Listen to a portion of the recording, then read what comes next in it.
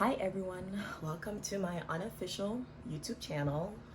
A little bit of background, I've been looking to lock my hair for about 2-3 years now, and when I was in Connecticut it was very hard for me to find a loctician to install Sisterlocs. I moved to Atlanta and I was able to find a couple of locticians in the area who gave me their quotes, and basically I was looking at spending close to $1,000 to have them installed for the first time. This does not include retwisting or anything.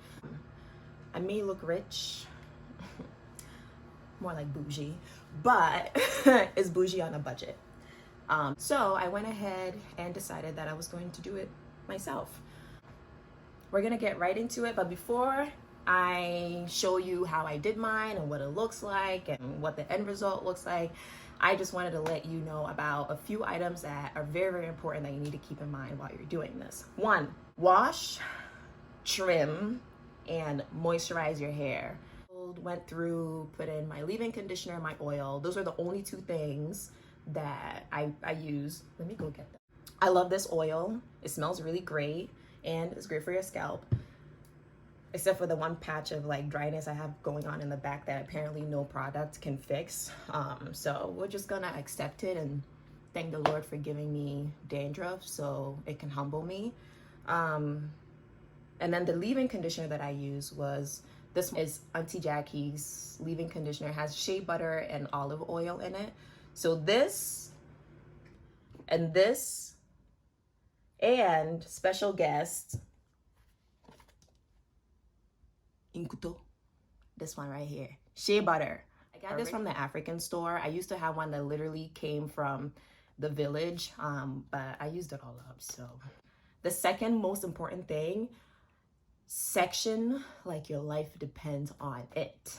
If the lines and the grid do not look right, I feel like the locks are not going to lay right. So if you need to section your hair into 4 big sections and then work that way, so you have like an easy, down the middle or across the back or the top, depending on how your head is shaped. The final tip is, if you're going to follow the method that I used, I would highly recommend starting with the 3-strand braid and then transitioning into a 2-strand twist. There's more security in starting with a 3-strand braid and then moving into the 2-strand twist.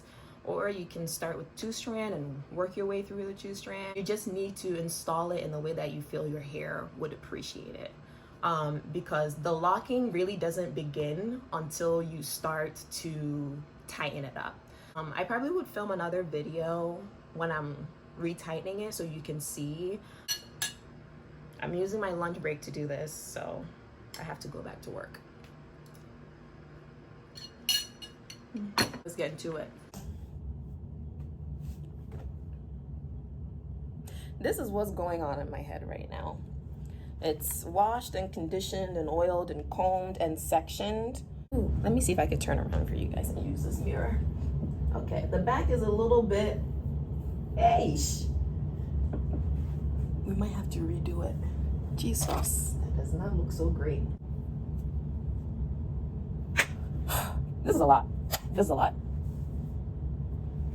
But done. So I'm gonna talk to y'all later.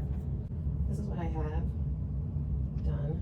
I noticed that the method of twisting gives you different results. So you can see this first line here is a little bit more like taut, you know that word. And then the beginning stuff is just like a regular two-strand twist, and you can see that some of it is getting a little bit poofy or a little fluffy, versus these ones that's more like what I want. So I'm not going to redo any of these. I'm just going to keep going using this methodology, and we'll see. This is one section, well, almost one. Okay, so I'm going to break down the difference between the twisting methods. So I've been using regular braiding gel to kind of keep the roots down. Not a lot, just a little bit, just to get all the tiny little hairs into one section. I also don't think the type of gel matters. It really, as long as it's a good hold you're fine. And I don't use a lot, just a little bit. So you want to go ahead and try to break that up into 2 even parts. So you keep one strand down and then you wrap the other strand around it. So think stripper on a pole. The pole stays and then the stripper wraps around the pole. So you just have to keep wrapping, and then as you get to a good point, just try to stretch it out a little bit, make sure that it's not loose, and then just keep wrapping and wrapping and wrapping until there's no more hair left.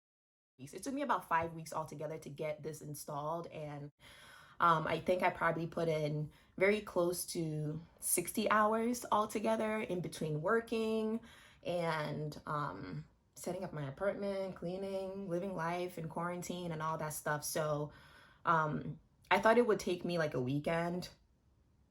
I was wrong.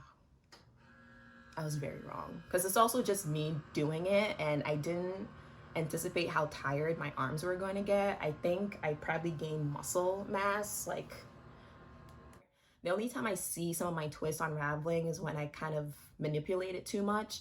So I have this habit of just kind of running my fingers through my hair because I've never been able to do that before. So I'm gonna go all in, obviously. But aside from that, it hasn't really been a problem.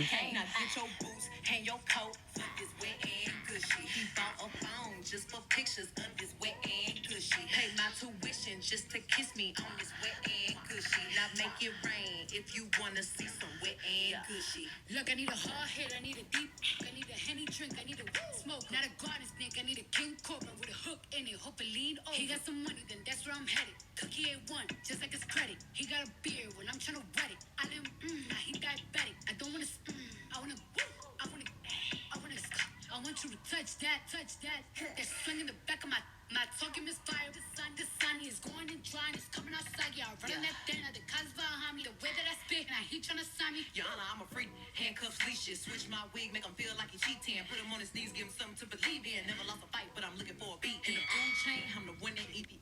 That's it for my presentation. Now I'm gonna open the floor for some Q&A. Thanks for listening.